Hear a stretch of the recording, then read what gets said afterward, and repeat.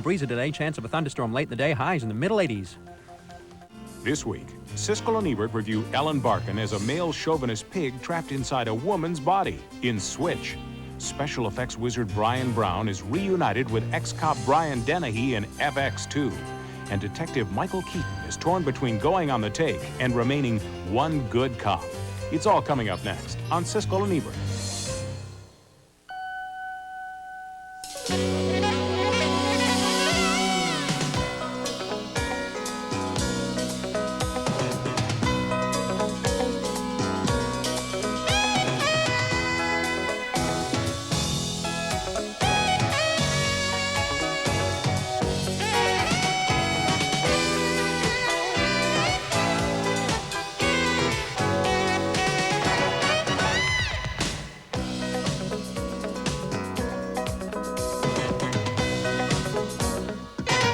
Take this. Okay, listen to me. You go out there. I'll take a 2 count, and I'm right behind you. That's Michael Keaton as a beleaguered police detective in the drama One Good Cop, one of the new movies we'll be reviewing this week on Siskel and Ebert, along with a look at the newly reconstructed revival of Spartacus with Kirk Douglas. I'm Gene Siskel of the Chicago Tribune. And I'm Roger Ebert of the Chicago Sun-Times. Our first movie is named One Good Cop, but a good cop is the one thing the hero of this movie is not. And the screenplay's attempts to make him seem like one are a torturous exercise in double talk. The movie stars Michael Keaton and Anthony LaPaglia as partners on the New York police force. They're called into a hostage situation. A dopehead has threatened to kill his wife and children, and that drives LaPaglia crazy because he has lost his own wife and is raising 3 daughters by himself. That's his wife. He's been pulling her around back and forth, sticking that cannon in her face. She's scared to death. It's always the wife who gets the worst of it. The partner rushes the druggie and is shot dead, and the main story in the movie involves the decision by Keaton and his wife, played by Renee Russo, to try to adopt the 3 orphan kids and raise them as their own. Aunt Rita? Aunt Rita's not here right now. I was just looking for some shoes under there. We forgot to say goodnight to you, Uncle Artie. Oh. As part of his job, Keaton confronts a local drug dealer who he knows is making thousands of dollars a day selling dope to people exactly like the man who killed his partner. Oh, look at me as your personal policeman, all right? From now on, whenever you turn around, I'll be right there. Then Keaton makes a deliberate decision to become an outlaw by stealing 200 grand from the drug dealer, giving some of it to a local mission, and using the rest to buy a nice family home in the Bronx so they'll have a big enough place to raise the kids. Let me ask you something, Rita. You think it's fair some low-life dirtbag has millions of dollars when other people can't put a roof over their heads? The drug dealer figures out who stole his money and strikes back, leading to the big violent scene at the end of the film with Keaton and an undercover cop, played by Rachel Ticotin, shooting it out with the dope dealers. Look what this pig did to me! He's loose!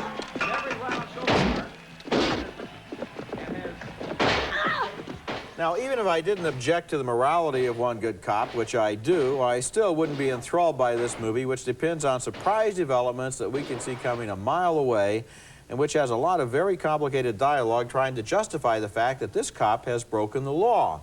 What really bothered me was that the movie wants the Keaton character to get away with it, to escape all punishment, even after the entire police department discovers what he did, and the FBI knows too. The movie argues in favor of cops taking the law into their own hands, and it makes the classic moral error of believing that the end justifies the means. If people really believe that, we wouldn't have much of a civilization left. I'll take the film on a more pedestrian level. I mean, I think that it just starts to plead so that it's grabbing you by the lapels and saying, cops have it awful, they have a tough life, and look what happens. And he has to take into the family these 3 kids, and one of them has diabetes and all this sort of stuff. I mean, they really lay it on thick. And my response is, number one, I already knew that cops have it tough. This movie isn't related specifically to the problems cops have.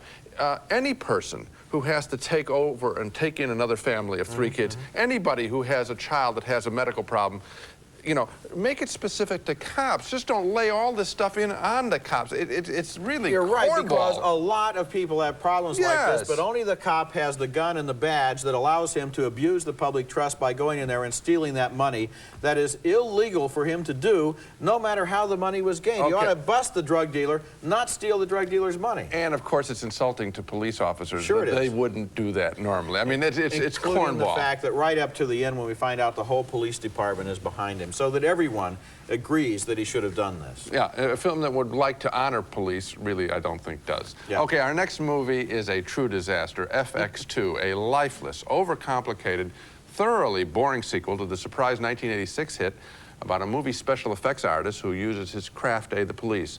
Brian Brown again stars as the special effects guy who has rigged a bathroom to record a killer's attack. But the cop acting as the decoy there is killed. And so now the same killer is after Brian Brown and his tape of the attack. How do you know I didn't make a copy? Did you?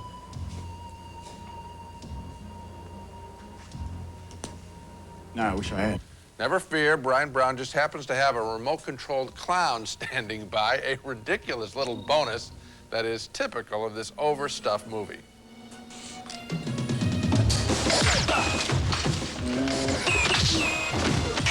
Later on, the killer is chasing Brown and his girlfriend, again played by Rachel Tickerton, and her son through a supermarket. What to do?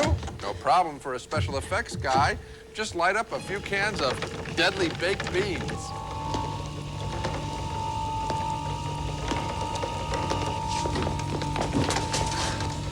It's locked. Damn.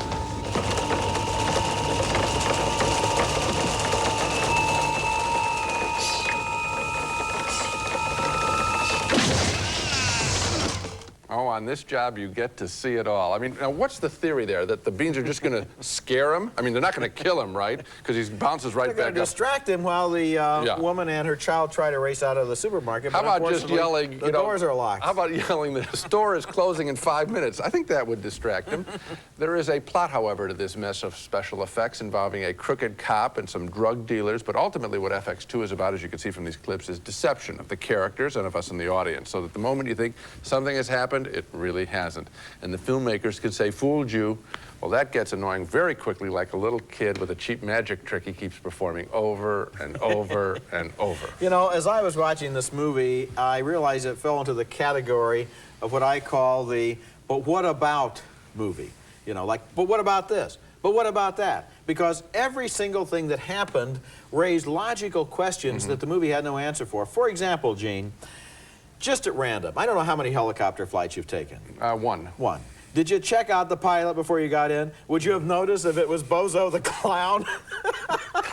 Because of the little clown. Maybe, yeah, because remember he gets in the helicopter right. and it's Bozo the robot at the controls. Yes. I mean, I would notice a thing like that. I would say, I'm going to take the next helicopter. And throughout the movie, there are all kinds of the most enormous gaps in logic and incredulity. By the end of the film, I almost wanted to like it just because it was so transcendentally goofy. You know? It's not a guilty pleasure. No, it's just a bad film. Okay, coming up later, the restored version of Stanley Kubrick's 1960 epic Spartacus.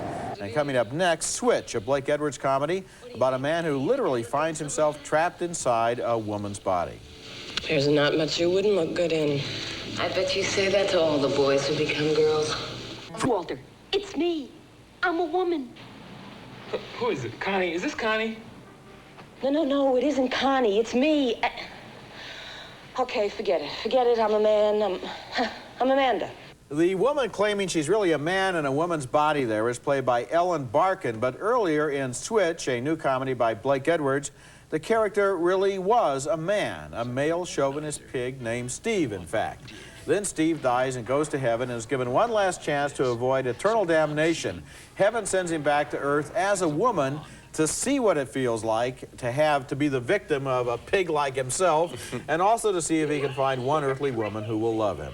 Most of the women in Steve's life learn to hate him, so imagine his feelings now that he's in a female body and confronting one of his old girlfriends, played by Jo Beth Williams. The way I figure it, Margot, you'd have no trouble believing that I am the late, great Stephen Brooks, your ex-lover, reincarnated as a gorgeous female. Look deep, Margot.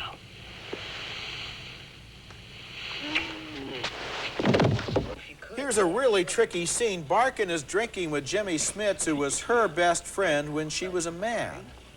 Well, to tell you the truth, I really want to go to bed with you. Oh, that's a hot news flash. Oh, bottom drawer. No, I looked there. The best scenes in the movie, like this one, are about the different body language and verbal styles of the two sexes. Can't think with all this hair. Beautiful hair. You know how long it takes to dry this hair? Get me my barber. Your barber? Barkin is good there. You know, a man really does take his coat off like that, and there's a lot to like in Switch, but not quite enough, I'm afraid, to recommend it. I did enjoy the performances, especially Barkin acting like a man trying to act like a woman. She was funny, even though the gags about the high-heeled shoes went on way too long. But what disappointed me was the reluctance of the filmmaker, Blake Edwards, to really push his premise to see how far it would go.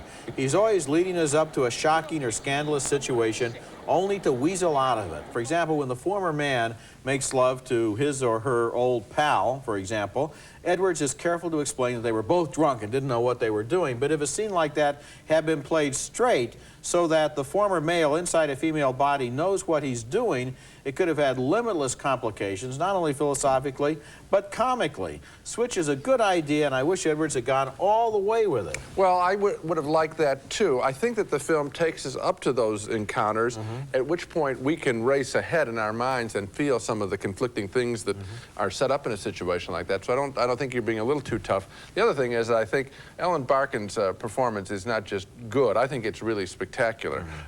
You can't catch her acting falsely, except what she's required to do, and you're right about the shoes, where she's stumbling around. That is too much. I think this is on the level of Steve Martin's work in All of Me. Really, this is worthy of an Oscar nomination. I think the picture should be seen for what she does. And I got into some of the issues, even though, as you said, it could have gone tougher. Yeah, but he's always hedging his bets. For example, I wanted to see that stuff. I'm with you in that. There's the scene where the man inside the woman's body is approached by a lesbian. Right. But as his friend explains to him, the reason you weren't turned on is that you're homophobic. And so even though you always were attracted to this woman, now that you realize she's a lesbian, you can't... I know what you're saying. You know, and that isn't, you see, when you do that, it's just it's an excuse to avoid what could have really come out of that situation involving sexual identity. I think, though, that the way you describe it, and you can even remember it, I think indicates that the issue was brought home to you. Not as fully as you want to. I can remember it because the issue wasn't brought home to me. No, That's what I can remember. Coming up next, Spartacus, the 1960 epic winner of 4 Academy Awards. It's been restored, but is it worth seeing again? They will fight now for me, here, and to the death.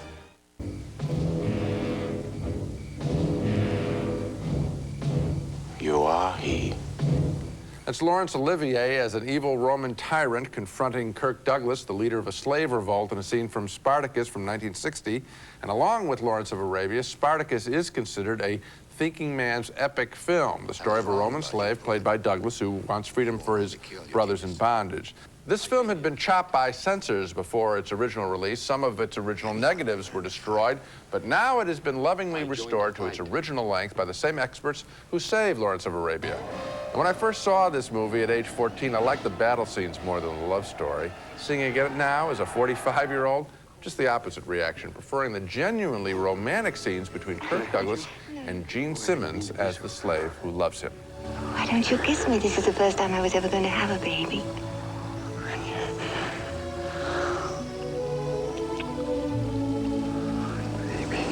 Composer Alex North has contributed a sweet melody for their love affair.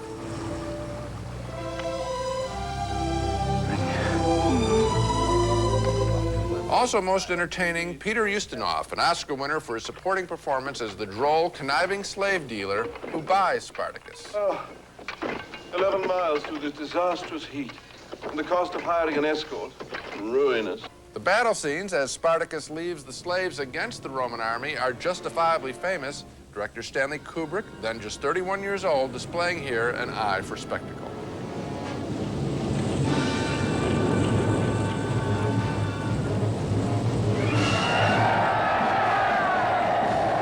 One controversial scene that was cut from the original release of the movie and is now restored is the infamous oysters and snails scene with the bisexual Roman nobleman Crassus, Laurence Olivier, inquiring about the sexual preferences of a slave played by Tony Curtis. Because Olivier is dead, Anthony Hopkins from Silence of the Lambs dubbed Olivier's voice in this scene. Do you eat oysters? When I have the master? Do you eat snails? No, master. Do you consider the eating of oysters to be moral and the eating of snails to be immoral? No, master. Of course not. It is all a matter of taste, isn't it?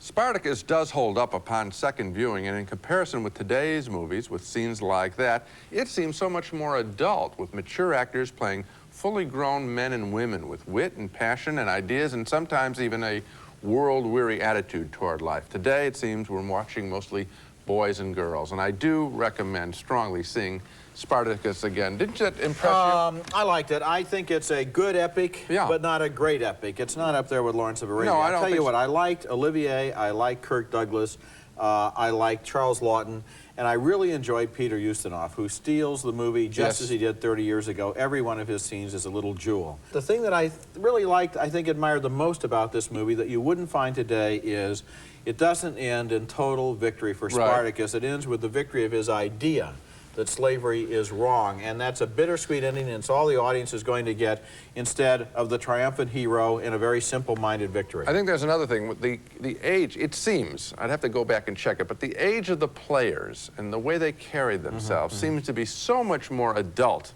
than today. Today, it would be cast with young, you know, young, vigorous, Sylvester Stallone, Arnold Schwarzenegger, battle of death and that sort of thing, and it would seem more of a kid show than an adult show. I was happy to see it again. When we come back, Drowning by Numbers, a very odd film by the director of The Cook, the Thief, his wife, and her lover. You're under investigation. Whatever for? For procuring pornography, maybe child abuse. It's an exact description of what this movie is about. It stars three women, a grandmother, a mother, and a niece, who have all got exactly the same name, Sissy, and who all drown their husbands while every one of the numbers from 1 to 100 appears somewhere on the screen. Here's a taste of the film. Sissy number 1, played by Joan Plowright, has drowned her husband and is trying to talk the coroner into covering up the crime. He drowned in his bath due to excessive drinking? Unlikely. Even in the most disadvantageous circumstances, human beings have an almost involuntary desire to stay alive. What's the answer, then? What's the reward? Reward? Yes. What do I get for writing out a death certificate that says death caused by drowning after heart attack? And here's a scene in which Sissy number 3, played by Jolie Richardson, runs into some carefully numbered dead cows.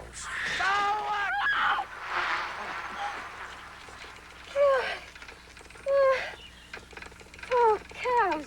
Okay, cows number 78 and 79. They're about 80% of the way through the movie, as I recall. Now, what can I say about this film? I guess I can begin by telling you it's visually very beautiful, a series of compositions with the quality of landscape studies or still lives. I can continue by promising you that in Drowning by Numbers, you will indeed see several people drown, and you will be able to count the numbers from 1 to 100. But will you be able to make any sense out of the movie? I don't think so. It's a deliberate exercise in absurdity, directed by Peter Greenaway, the same man who made last year's The Cook, the Thief, his wife, and her lover. And I'm tempted almost to recommend the film simply because if you think you might find it intriguing, I don't want to discourage you, but to be honest, I personally didn't find it that intriguing, not after about number 44. You know, the numbers bothered me, too. At a certain point, they take over your ability to enjoy the movie on your own terms. It's like he keeps dictating, you know, a little gag every time.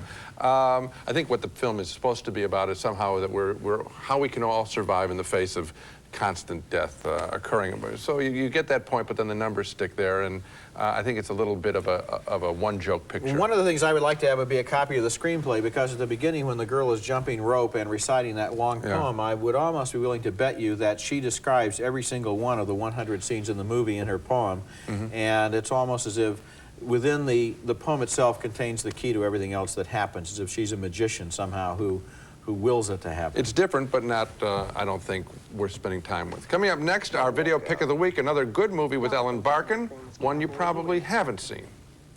In the comedy Switch, I've got another fine performance of hers on home video to recommend. This one, emotional miles apart from the comedy of Switch. It's a tough 1989 thriller called Johnny Handsome, directed by Walter Hill, with Mickey Rourke playing a deformed young criminal who tries to get the man who framed him after Rourke has his face reworked in prison. Barkin plays the evil girlfriend of the film's bad guy who won't let Mickey Rourke escape his past. She is pure evil in this film, deliciously so, and her increasing popularity now is another reason to recommend Johnny Handsome, a terrific, raunchy throwback to the tough B films of the 40s and one of the most underappreciated movies of recent years. You might want to check this one out on home video. Now let's recap the movies we reviewed on this show. 2 thumbs down for One Good Cop with Michael Keaton in a totally misguided attempt to honor the tough work policemen do. 2 more thumbs down, way down, for FX2, a brainless sequel full of annoying gadgets. A split vote on Blake Edwards' Switch, the sex change comedy with Ellen Barkin. Roger wished that the film had gone farther in its sexual exploration. I thought that Barkin's performance was more than enough to recommend the movie. We both recommend you take another look, however, at Spartacus, the Roman slave epic that has been restored. It's opening at theaters around the country. And 2 thumbs down for Peter Greenaway's Drowning by Numbers, a film that is more cute than compelling. So I like Spartacus and Switch. Spartacus and Citizen Kane are both playing around the country right now. 2 real good revivals. That's it for this week. Next week, we'll be back with reviews of Backdraft with Kurt Russell and Robert De Niro as big city firefighters, and Madonna, Truth or Dare, the controversial film of Madonna's Blonde Ambition concert tour. That's next week, and until then, the balcony is closed.